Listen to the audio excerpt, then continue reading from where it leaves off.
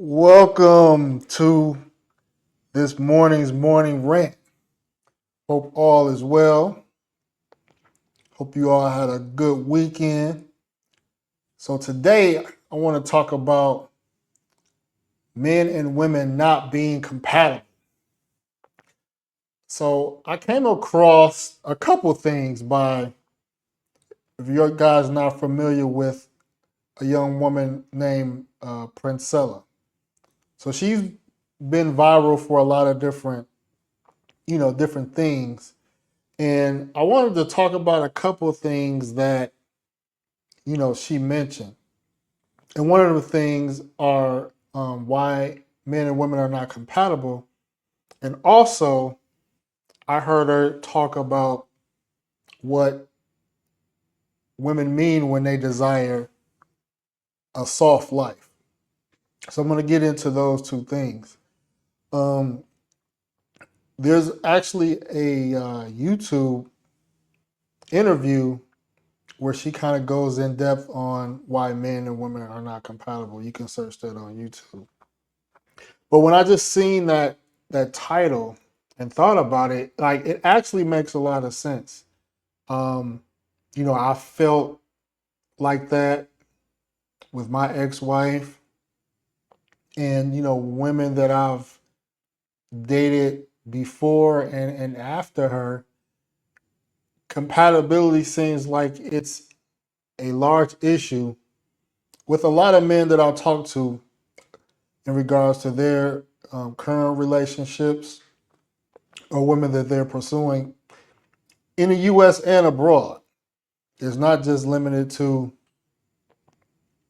modern, let's say more modern societies when it comes to dating and relationships. Um, a book that I would say is a good read that would kind of make you all kind of understand more of like the nature of man and nature of woman. It's a book called The Manipulated Man. There's an audio book on YouTube as well, but I know some people probably have heard of that book. But yeah, if you have a chance, read The Manipulated Man. So let's get into compatibility. And what it kind of means is that the ability for two people to coexist without conflict. And when I think about my closest relationships with males or men versus with women, my longest relationships to date are with, you know, my close friends, people I grew up with, went to high school with, some from college. And I've had female friends all throughout life, and I had some friendships that lasted a decent amount of time, but to date, I'm no longer, in constant communication with those, women. And a lot of it has to do with not seeing eye to eye, kind of growing apart, and ideologies changing to a lesser degree. And so when I think about conflict, I noticed this for a while, even before I started dating overseas, that there was a power struggle within relationships. And anytime there's a power struggle, conflict comes right out of that. Um, it was a conflict even in in my marriage, for example. Some of the conflicts were subtle, but they start to kind of add up over time. A lot of small things, as you guys know, a lot of small things can you know uh, kind of get out of hand, and it gets to a tipping point. One of the things that I remember, kind of like the last serious conversations like I had with my ex-wife about even us trying to reconcile, she basically alluded to that you're doing things, meaning me. I was doing things that made her uncomfortable, and she was doing things that make me uncomfortable.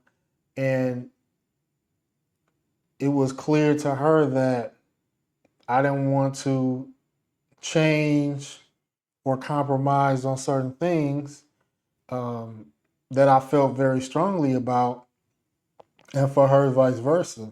So at the end of the day, we weren't compatible. We ended up not being compatible when it came to certain things.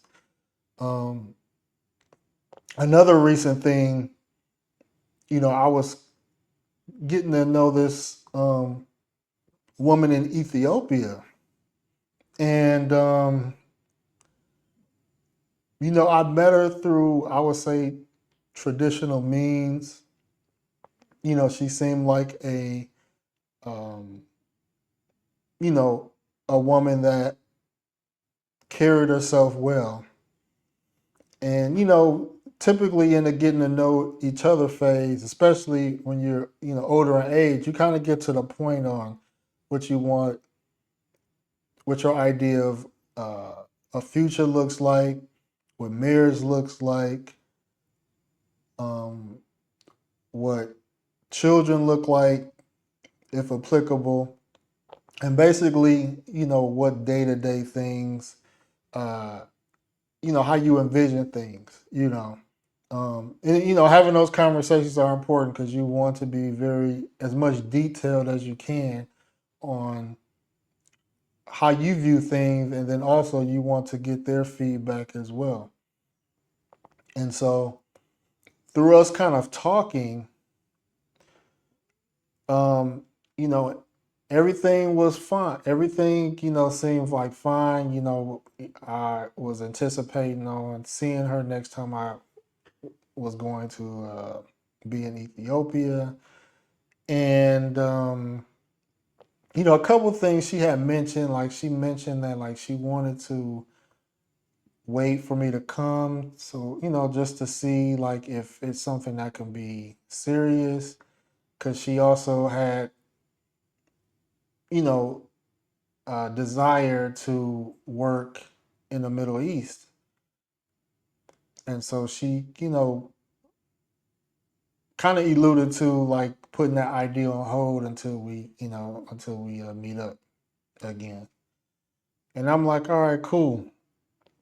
So it was like a couple days where I was like really busy, so I couldn't really talk that much.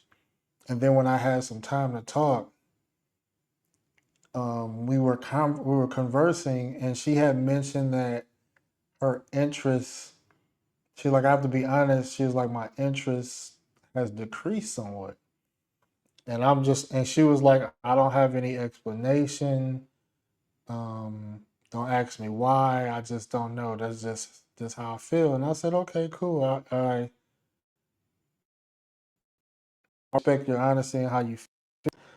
So I don't know how she expected me to, respond to that. But at this stage of the game, I'm just like, any sort of red flags, like I'm not even gonna ignore. And so, I told her that, well,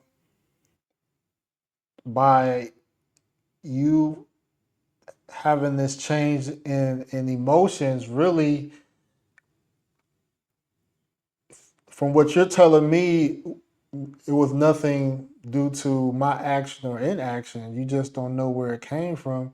That's not a situation where I want to be with a woman or married to a woman and she wake up one day and say, "Well, I don't feel like being married no more," or anything like that. And a lot of guys have expressed those type of situations where they feel like, a woman can just decide based on how she feel like she don't want to be in this marriage no more, or whatever the case may be. So it makes women, unpredictable, And a lot of times they know why they have this change in emotion, but for whatever reason, they don't want to share it. And so I could only speculate, right? But and what I'm about to say, it's a broader issue, especially for the passport world community, the travel space. Men specifically wanted to expand their options overseas. Um, what I'm noticing, or what I have noticed, no matter if a woman is from a country with a strong economy or a very weak economy, a lot of women will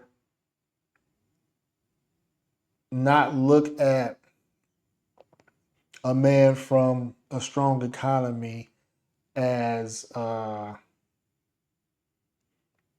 as a dream. You know what I mean? As a dream come true. Um, and it's kind of hard to conceptualize. It's like the movie Cinderella, and imagine Cinderella turning down the prince. And she was being mistreated. She was living in poverty, and she just said, "You know what? I don't want to be, I don't want to be a princess. I don't, that's the world that we're in right now." Um, Not saying that women don't want to be with men, but what I'm saying is that for it to be for what they would probably deem it to be compatible or a good deal, it has to be packaged in a certain way that's appealing. So when I was thinking about this chick in Ethiopia, just speculating, okay, what could have, I don't know, what could have been something, maybe she could have had an issue with me being busy or something, but I'm not gonna put too much weight in that, because men have to work, men have to make money, men have to be busy. Uh, so I've been thinking about, okay, I wonder if my vision for a relationship wasn't appealing to her, whether it's my, the traditional type of household I want, where the woman is more of a housewife. Because a lot of times, one sign that a woman doesn't prefer to be a housewife is when they say, "Well, you don't need your woman to work." And I always say, well, maybe if you dated someone from your country, maybe he may need you to work in that economy. But if you're gonna marry someone that can, that has the means to take care of you without you working, why would you even mention why would you even mention, you know, the question like, you don't need me to work? Like, why? No, I don't need you to work. Actually, I don't, you know. And so, when when men package their vision, whether they want a traditional housewife, the roles that they want, in a lot of instances, you do have to talk about sex because everybody's sexual appetite is different and what they expect to go on in a bedroom is different. Um, some men view things literally, biblically, when it comes to um, your wife's body belongs to her husband. And, some women don't. Um, subscribe to that. So there's a lot of things that a woman could look at. Okay, this person have expectations, and then they may, you never know. And what I discovered with a lot of these women, domestic and foreign, is that they could be talking to other men. They could be filling them out, and there are some men, some demographic of men where they may require less. And a lot of times women tend to gravitate towards those men as a better deal. You know, he just wants me to, you know, be attractive and, be loyal, and, she don't have to have maybe certain expectations that another man may have. Or it could have been a situation where, you know, I want financial independence. I really want to work in this other country in the Middle East to have financial independence and find love in that situation. It could have been a lot of things. I'm just speculating. But at the end of the day, it still goes down to compatibility. Another thing Princella had mentioned, it was about soft life. And I'll be honest, like I was kind of educated by listening to what she was saying. So basically, when it comes to soft life, she was basically telling men to say, men don't define what soft life is. That a woman defines what a soft life is, because that is something that she's asking for. And so, which make a lot of sense, because in my mind and in a lot of men's mind, we would think, okay, a soft life is, the men, we're paying all the bills. Um, we are able to spoil her, and our expectations for her is to, take care of the home, feed us, make sure the house is clean, you know, um, tend to children, things of that nature. And what she was saying is that a lot of women look at that as being a servant. She was like, that's not a soft life. And she even used the example that she was, she said that she had been in that role before. And she said that being a housewife was more work than working a 9 to 5, which was telling, and I can't discount what she's saying, because I'm sure there are women that feel or felt that way. So she was saying, like, a soft life is basically where y'all hire a maid, maybe a cook occasionally, a nanny for the kids, and that's and that's basically like a soft life. So that's something to chew on. I don't know how men feel about that. Obviously, if you can afford to have a nanny, afford to have someone clean the home, or even afford someone to cook meals occasionally, some men will say that, what's the point of, if I do all that, what's the point of having a wife? And I think I did a stream about that, you know, basically substituting, if I'm able to outsource, look up the video, I talked about outsourcing. But if I outsource all those things, then there's really no point for myself, and probably a lot of men, to have a wife. We might as well look for paid services if we want to satisfy our sexual needs. Because men like the nurturing aspect of a woman cooking for you. We like the nurturing aspect of a woman taking care of the home. Just like women appreciate the aspect of seeing a man, take out the trash or cut the grass or change the oil in her car. Like women can outsource those things too, but it's something about seeing those actions to make you feel, love, appreciated, respected and valued as a person. So there's a lot of disconnect in that. Lastly, I just want to mention when it comes to all this,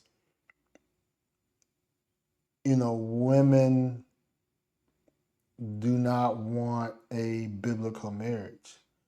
Because I remember I was talking to someone from my church, and I was explaining about the situation with the Ethiopian woman, and he was like, how old is she? And I was like, she's 30. And he was like, one, he kind of mentioned like, feminism is in their society, but he also mentioned that uh, it's kind of it's kind of different, rebellious for a woman her age to not be prioritizing marriage at that point. If she's prioritizing a career over marriage, that's that's problematic. Especially coming from the Orthodox, faith, which is a little bit more traditional. Um, the sacrament of marriage is held at a high regard, and so if that's not a priority, especially a woman from the Orthodox faith, it's very telling that there are women that don't want that. So we're gonna have some more conversations. It's a lot to unpack, and I'm gonna kind of up, build up on this topic and dissect it a little bit more. But let me know what you guys think in the comments on today's morning rant. It's your boy No Excuse. I'm out. Peace.